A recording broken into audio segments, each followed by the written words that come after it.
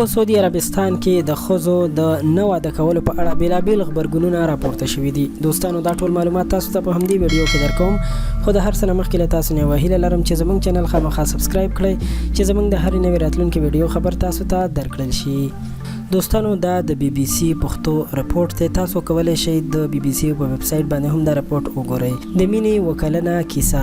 د یوې نجلۍ قضیه ټیک 7 کاله په محکمه کې وځنډول شوه. د شخصي احوالو محکمې قضیه پای ته ورسوله. دا نجلۍ چې په یو بانک کې مشره وه، په خپل ورور تور لګوي چې له یو ښوونکي سره یې کوزدې ته نه پرېږدي او 15 کاله ښوونکي له دې نجلۍ سره د واده هڅه کوله.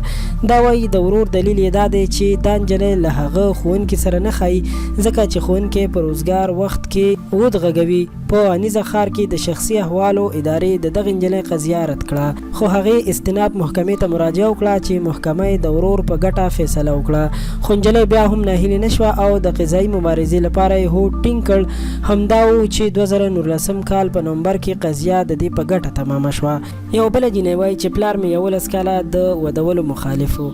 د سعودي اکاز ورځپاڼې ویلي چې یوې بلې سعودي نجلۍ په خپل پلار عریضه کړې ده چې ټیک 11 کاله یې له هیڅ کوم دلیل پرته یو ځوان ته له ودولو ډډه کړې ده، تر دې پورې چې نجلۍ 30 کلنه شوه.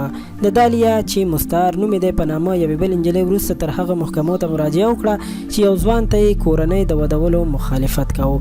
دالیا وایي په پای کې یو ځوان زما کوزدې ته راغی، خو پلار مې هغه هم رد کړ ځکه چې زموږ د قبیلې نه و. دا زیاتوي هر ډول ذلت مې ولیدو، کور راته زندان و، ټولو به ملامتولم چې ګینې عاق بشم، ان بهر ته هم نشم تللی او نه یوازې مې د کور کرایه ورکولی شوه. اوس 14 کلنه یم، نه پوهېږم څه حل ومومم.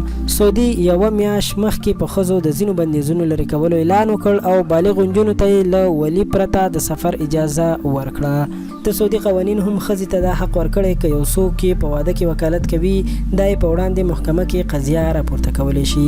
د سعودي د عدلیې وزارت ویلي په تیر یو کال کې محکمو ته په واده کې د ښځو د ولي په تړاو 250 قضیې ثبت شوي دي.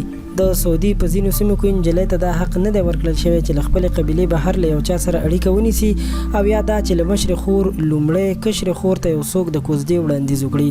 په وروستیو کلونو کې په حواله رسنیو د هغو نجونو د دفاع فعالانو کمپین پیل کړی چې ولیان یې ودول ردوي.